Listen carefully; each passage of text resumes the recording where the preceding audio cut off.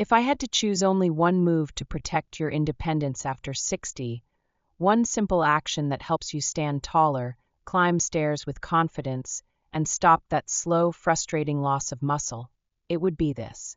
No weights, no machines, just you, a chair, and the right technique.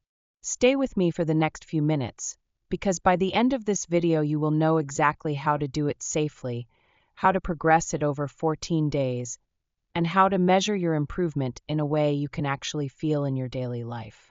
And if you've ever struggled to get up from the couch or felt your legs shake on a staircase, I want you to tell me in the comments. I'm ready, because this is where your rebuild begins. Let's start with the truth most people don't hear at their yearly checkup. Muscle loss after 60 isn't just about size. It's about the power you can produce quickly when you need it, like when you catch your balance after tripping on a rug or when you rise from a low chair. That power comes mainly from the muscles of your thighs and your hips, the big engine group that turns strength into stability. When those muscles weaken, everyday tasks start to drain you. Standing up takes 2 tries, you look for armrests, and stairs suddenly feel taller. You might think the answer is long cardio to get in shape, but for many people over 60, that path steals precious time without giving your legs what they truly need. Your body craves a focused signal. Practice the exact pattern you use every day to rise with control through a safe range at a pace your joints tolerate, and repeat it often enough to stimulate growth. That is precisely what the sit-to-stand gives you. Imagine you're sitting near the front edge of a sturdy chair, feet about hip-width apart, toes pointing straight ahead or slightly out, shins vertical or close to it. Your chest is gently tall, your shoulders relaxed, and your eyes forward. This is not a race. Press your feet into the floor as if you're trying to leave footprints. Lean your torso slightly forward just enough to load your thighs, and then stand up smoothly. No rocking, no throwing your head, and ideally no pushing with your hands. At the top, you're long through the hips, glutes lightly squeezed, knees soft, not locked. Then lower with control. Think 3 slow counts, until your hips touch the chair and your core stays quietly braced. That's 1 repetition done the right way, and if you just felt your legs wake up, you've already discovered why this move works. Before we layer in progressions, I want you to steal 1 minute to test where you are today. Set a timer for 30 seconds and count how many perfect sit-to-stands you can do without using your hands. Don't rush and don't collapse, quality over quantity. When you finish, write the number down and tell me in the comments along with your age. I read these and I want to know your starting point. This simple baseline will become your motivation because in 2 weeks we'll compare. And seeing that number climb is one of the most satisfying parts of this journey. Now, why does this humble move outperform so many complicated routines? Because it is the exact blueprint your nervous system uses every time you get up, and practicing the blueprint improves the entire chain. Ankles anchor, knees guide, hips power, core stabilizes, and posture organizes everything.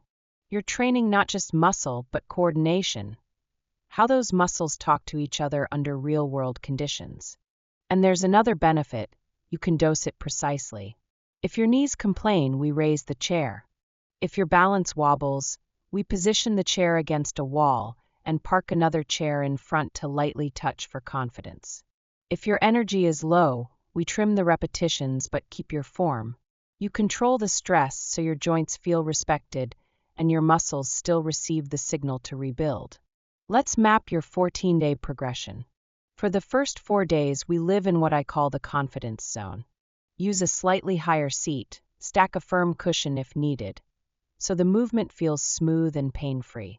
Perform 5 sets of 5 to 8 reps, resting 60 to 90 seconds between sets. Your pace is deliberate. 1 count up, 3 counts down, touch, not plop, and rise again. If you need to place your fingertips on your thighs just to remind your torso where to go, that's fine. Your priority is alignment and control. If you finish a set and your knees or back feel cranky, you stop, breathe, and come back tomorrow. The goal for this first phase is to teach your body the pattern and teach your mind that you can do this safely. On days 5 through 9, we quietly increase the challenge. Remove the cushion or choose a slightly lower seat, staying inside a range that keeps your knees comfortable. You'll keep the same structure, 5 sets of 5 to 8, but now I want you to add a silent pause at the bottom. That gentle 1-second hover trains deceleration and control. When you stand, drive through your midfoot, not your toes, and feel the hips finish the movement. At the top, picture a string lifting your chest tall. If balance still feels uncertain, position the chair so your back touches the wall at the end range, built-in safety. And if this phase feels spicy in the thighs, you're right on track.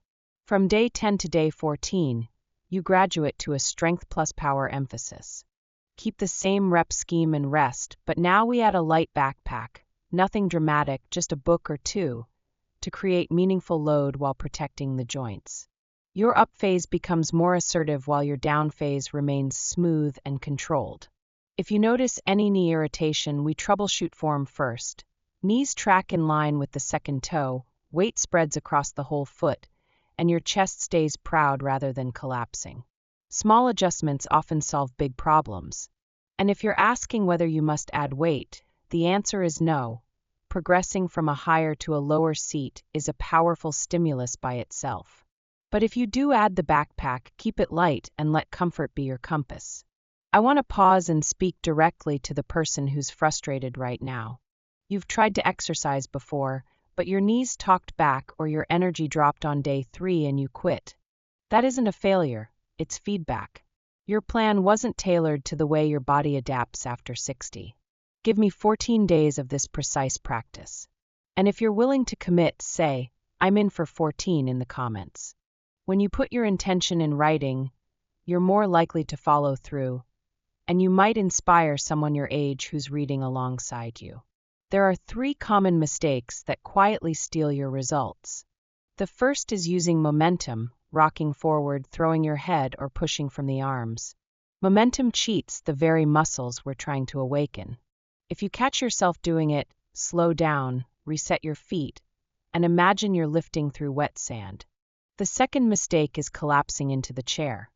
That short, uncontrolled drop at the bottom batters the knees and robs you of strength on the way down, which is where many falls actually start. Own the descent and your joints will thank you. The third mistake is chasing volume at the expense of quality. 5 sets of clean 5s beat sloppy 8s every time. You're not chasing exhaustion, you're depositing skill. Nutrition will amplify everything you're building. After 60, your muscles often need a stronger nudge from protein to kickstart repair. If breakfast is usually short on protein, consider a simple upgrade. Pair this session with a protein-centered meal, eggs and Greek yogurt, or a shake you tolerate well, so your body has the building blocks it needs to lock in the adaptation. Hydration and light walking on your off hours keep the tissues happy and speed recovery. If you already take supplements or medications, keep your doctor in the loop. I want you strong and safe. Let's anchor your progress with a simple daily checklist you can keep on your fridge. How many clean reps per set, lowest seat height used, whether you needed hands, and how you felt on stairs later that day. These tiny notes become your story of improvement. On day 1, perhaps the chair felt high and the 5th rep was shaky. By day 7, the chair is lower and you're pausing at the bottom with control.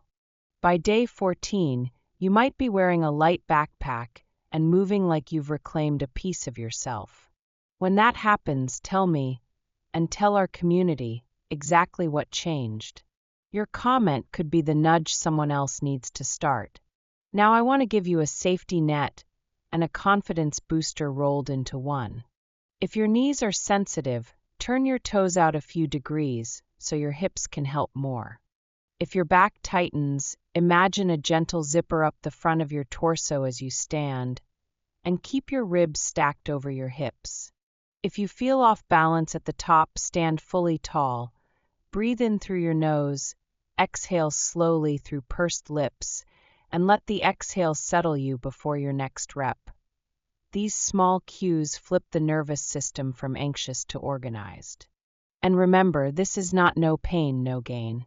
This is precise stress followed by recovery, repeated with respect for your body's feedback. As you work through the plan, you'll notice a side effect nearly everyone loves. Daily tasks stop feeling like workouts. Getting out of the car no longer needs a grunt. Rising from a couch becomes a casual move rather than a decision. Stairs turn into practice instead of punishment. That's what functional strength is, usefulness you can feel. If you start to experience these wins, share one in the comments, even just a sentence. When you celebrate the practical victories, you reinforce the behavior that created them, and you help me tailor future videos to the real moments that matter in your life. If you're wondering when to breathe, keep it simple. Inhale as you settle to the chair, exhale as you stand. That rhythm gives your body a built-in metronome. If you feel short of breath, slow the tempo and lengthen your exhale. A longer exhale tells your nervous system it's safe, and safe bodies learn faster.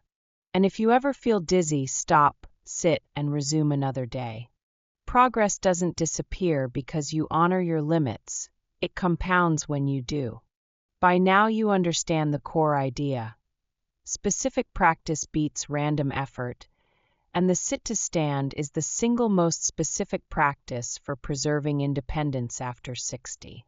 You also have a clear roadmap. 5 sets of 5 to 8 reps, 60 to 90 seconds of rest, a 2-week progression from higher to lower seat, optional light backpack, and a simple daily log that turns effort into evidence. If you want the written version, I've put a downloadable 14-day at-home rebuild plan in the description. It includes a printable checklist and a quick form guide you can stick next to your chair. If that would help you stay consistent, type "send me the plan" in the comments so I know to keep making these tools for you. I'll close with this because it matters more than any single tip. Strength at your age is not a number in the gym. It's a promise to your future self. It's the steady ability to rise, to move through your home without hesitation, to take stairs with your grandchild without scanning for the railing first. One move, practiced well, invites all of that back into your life. Start today. Do your first 5 perfect reps. Tell me your 30-second score. And when you feel that tiny spark of confidence the next time you stand up, remember where it came from and feed it tomorrow. I'm cheering for you, and if you want more science-backed, practical guides like this, subscribe to Dr. Power Rebuild and share this with someone who needs it. Your strength story isn't over. It's just getting a better editor.